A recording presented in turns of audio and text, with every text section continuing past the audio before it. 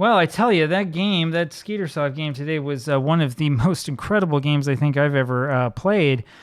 With the Red Sox going up 9-1 and giving up 8 runs in the seventh and eighth innings combined, and actually was 9 runs, going down 10-9, and then coming back at the very end to win it. I tell you, these Skeetersoft games are a lot of fun. It's one of those things that makes it just so invigorating and so addicting. The Red Sox are have won 5 in a row and are 10-2 at home. And in the spirit of playing Skeetersoft, I thought we would go ahead and take a quick look here at some of those Skeetersoft rules. Let me make my head a little bit smaller here for you so we can see exactly what's going on. There we go, and we'll move this down just a little bit. So we're going to go through a few more of these pitching rules that we've run into. But I did just want to comment quickly on how amazing that game really was. That was absolutely out of this world. We've looked at a couple of things relating to pitching so far, including last time was the pitching symbols for walks, for walks and strikeouts. This time we're going to look at a couple more pitching symbols, and these are things that may or may not be very familiar for you if you have experience with APBA. Some of these will, though Skeetersoft goes further than what you're used to, and some of these will not be so familiar. Home run ratings. So home run ratings you'll know from the APBA Master game. The concept is pretty simple. Letters G, H, or I, so I is a new one, right, will reduce a home run to a double, whereas an L, M, or N, which is also similar to the APBA Master game, will will change a double over to a home run. So how this works is basically the I will be the stronger, the G will be the weakest. So if the pitcher has an I, he has a better chance of reducing a home run to a double than somebody who has an H, and then certainly than somebody who has a G. Conversely, for an N-rated pitcher, there's a very good chance of the double being increased to a home run. So he's prone to give up a lot more home runs than the M pitcher or than the L pitcher, right? So basically the way that this works is you get some guys who will roll, like, say, a home run on their card, but you have a very small number of pitchers who will have these home run ratings that will make it harder for the hitter to hit a home run. So he has to roll the dice again as part of a re-roll, right?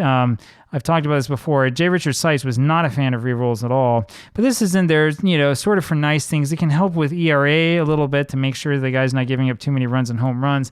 It also helps you sort of make sure that you're getting the right number of home runs, right number of not doubles is probably not as important, but the right number of home runs for each pitcher.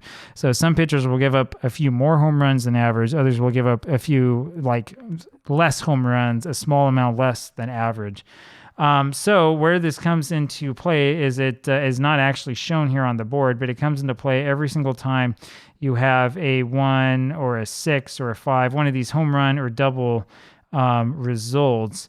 There are rules inside the game, and I'm looking here to see if there's any place that talks about them. I don't think that it fully does. It might be somewhere over on, now it's not on advanced pitching rules.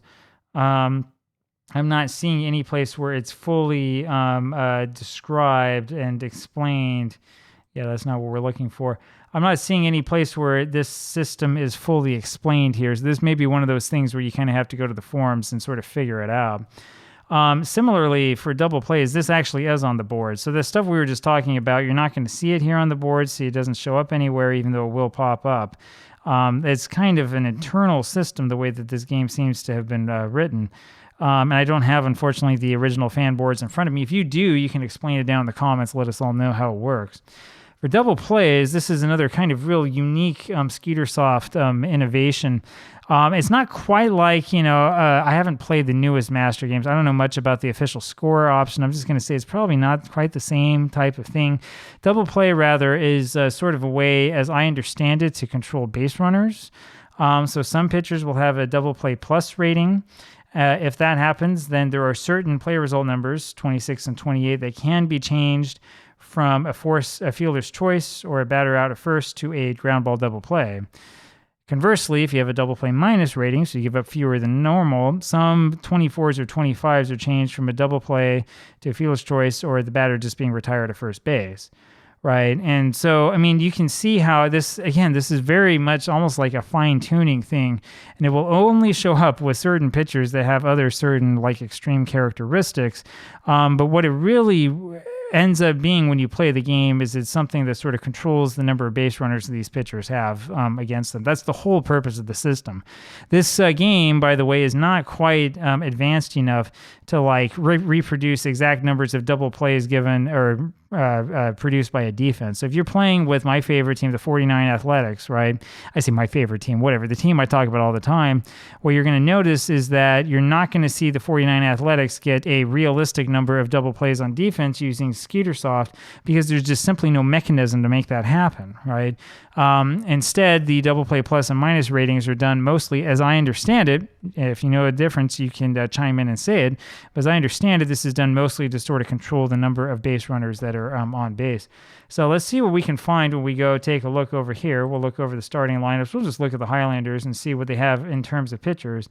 Here's a Harry Billiard who has a double play plus. What is that special characteristic that he has? Well, you'll notice a couple things. You notice the WW, and so we're trying to control the number of base runners and get rid of some of these guys that we're walking so that he can get close to the ERA total. And he also has, by the way, an N. So you remember that N will turn a lot of doubles into home runs. And it will turn a certain amount of doubles into home runs. I don't remember the exact amount. That will affect the internal dice rolls that come up. Billiard, of course, grade 11 pitcher, which is a little bit better than average. Average probably around 8 or 9, I think, for Skeetersoft, despite the fact that there are 30 grades. A 15 is actually a really good pitcher. And the way you can sort of tell this guy's special is because you look at the number of games played and you'll just take a look over at the number of innings pitched. That's the thing that's special about guys that have those.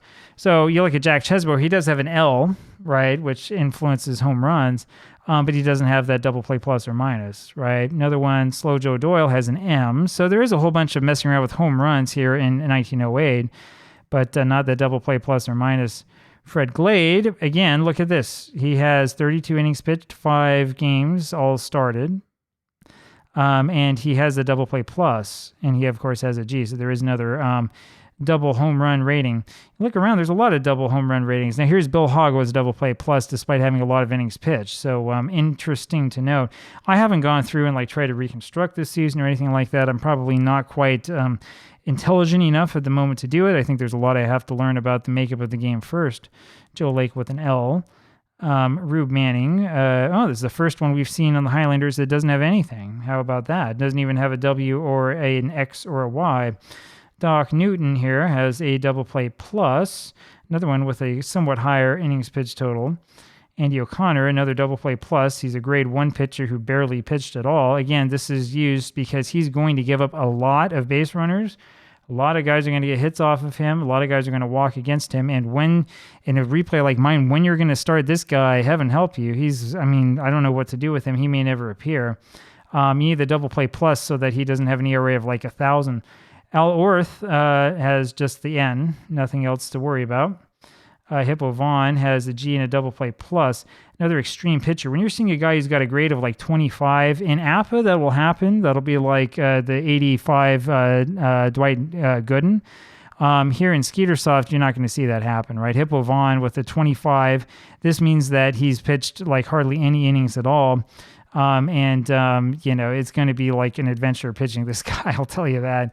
Jack Warthrop, 6, grade 6, another double play plus, and also the low innings pitch total, low number of starts. And then finally, Pete Wilson, here's another with a higher grade. 16 would be excellent if you had a higher number of innings pitched and if you were pitching a lot. Again, 6 starts, so you would imagine that he would do pretty well. Interesting to know what his record would have been. I don't know off the top of my head, but remember that this grade is coming from the batting against average, so they weren't getting base hits off of Wilson. They were getting walks, but this double play plus will help it so that his ERA is not 10. So anyway, there you go. It's a real brief look at those ratings. Again, I don't know exactly how it's calculated and exactly how it works, but I can tell you at least what my opinion is on how it works, why we have it. So there you have it. If I said anything wrong, please let me know down below. I'm more than willing to admit that I've said something incorrectly. There's probably a lot of things I say that are wrong. We'll leave it at that. I'll talk with you later. Take care. Bye.